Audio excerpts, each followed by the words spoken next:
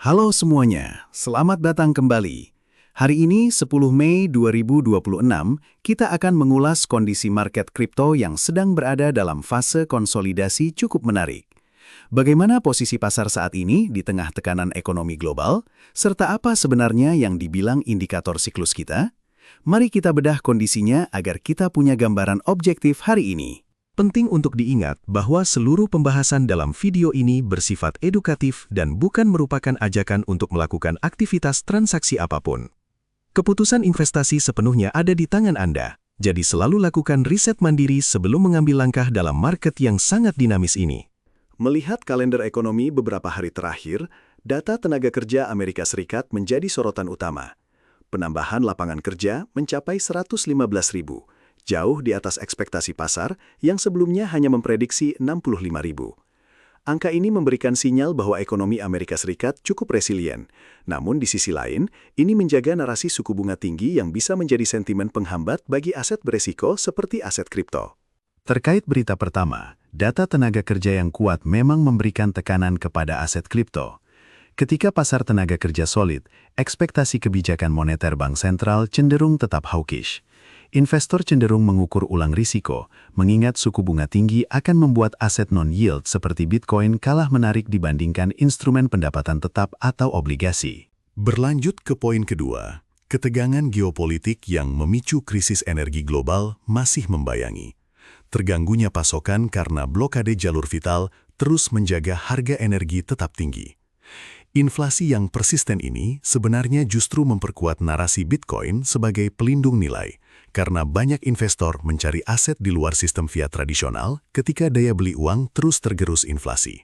Poin ketiga, Bank Sentral Eropa menyatakan bahwa pengembangan euro digital masih dalam tahap awal tanpa jadwal implementasi yang pasti. Kehati-hatian ini menunjukkan bahwa adopsi mata uang digital bank sentral bukan hal yang mudah.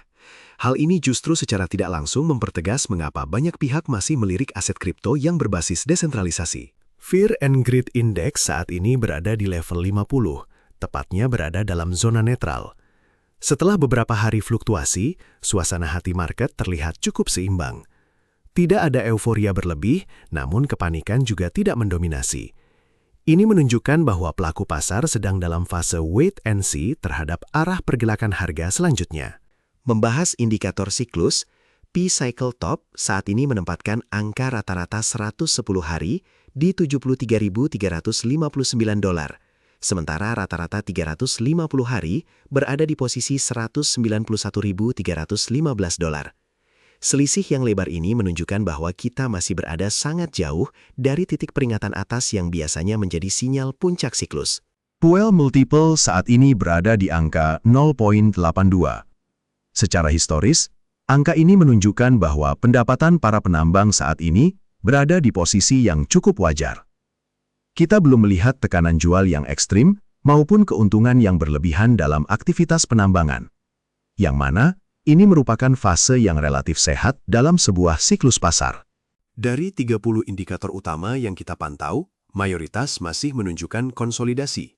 Belum ada satupun indikator yang memicu sinyal jual atau level krusial.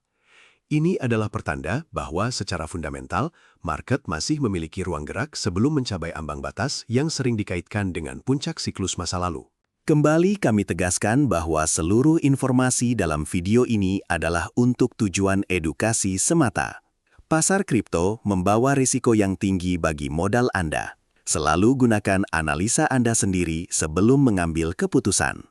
Tetap waspada dan sampai jumpa di video berikutnya.